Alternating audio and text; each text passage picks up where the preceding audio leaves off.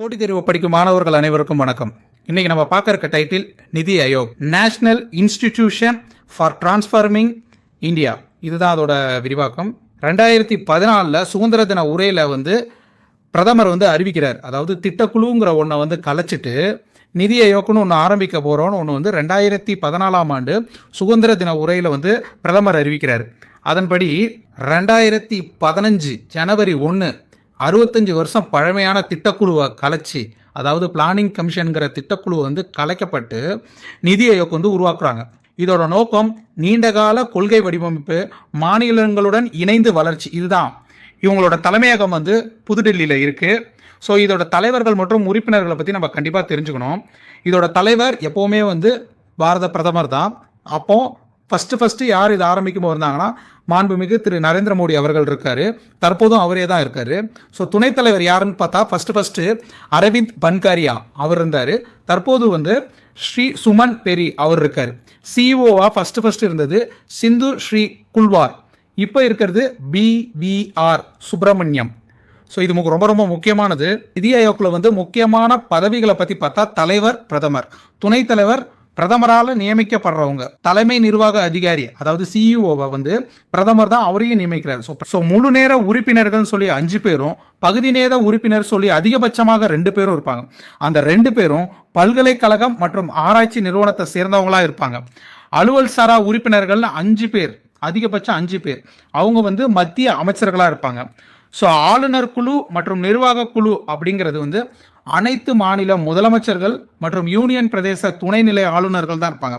So இந்த 2 ரொம்ப ரொம்ப முக்கியம். ஏன்னா இப்போ ரீசெண்டாக நம்ம சிஎம் சிறப்பு உறுப்பினராக யார் இருப்பான்னு பார்த்தா குறிப்பிட்ட துறை நிபுணர்கள், வல்லுநர்கள், துறை வல்லுநர்கள் இருப்பாங்க. அந்த சிறப்பு அதிகாரிகளை அழைக்கும் உரிமை யாருக்கு இருக்குன்னா பிரதமருக்கு மட்டும்தான் இருக்கு. நிதி ஆயோக் மற்றும் திட்டக்குழுவோட வேறுபாடு பார்க்கலாம். ஸோ இதுக்கும் பிரதமர், அதுக்கும் பிரதமர். ஸோ நிதி ஆயோக்கு பார்த்தோன்னா துணைத் தலைவரை பிரதமர் நியமிப்பார். துணைத் தலைவரை கேபினெட் அமைச்சர் தகுதியுள்ள ஒருவர் இருப்பார்.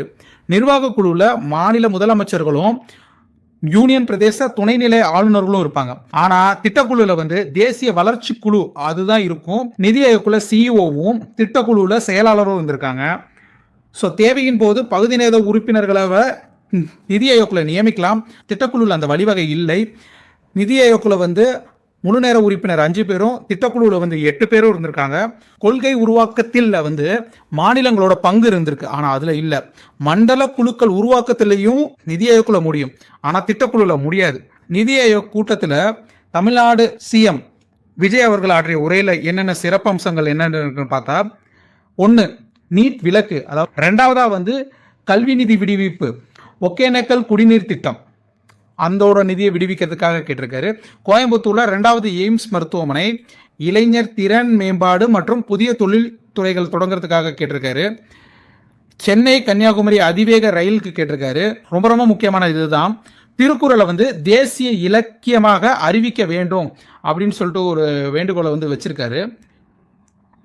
குலசேகரப்பட்டினத்தில் இருக்க தேசிய விண்வெளி உற்பத்தி மையமாக மேம்படுத்தணும்.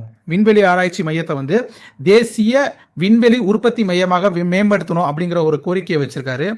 அதுக்கப்புறம் ஏஐ, சைபர் பாதுகாப்பு மற்றும் தொழில்நுட்ப ஆதரவு அந்த மாதிரியான சில இதெல்லாம் சொல்லியிருக்காரு. முக்கியமாக கடைசியில் தமிழ்நாட்டின் வளர்ச்சிக்காக மத்திய அரசுடன் ஆக்கப்பூர்வமாக இணைந்து செயல்படுவோம், அதே நேரத்தில் தமிழ்நாட்டு உரிமைகள் மற்றும் நலன்களை உறுதியாக பாதுகாப்போம் அப்படிங்கிற ஒரு முக்கியமான விஷயத்தை வச்சு அவரோட இதை நிறைவு பண்ணியிருக்காரு.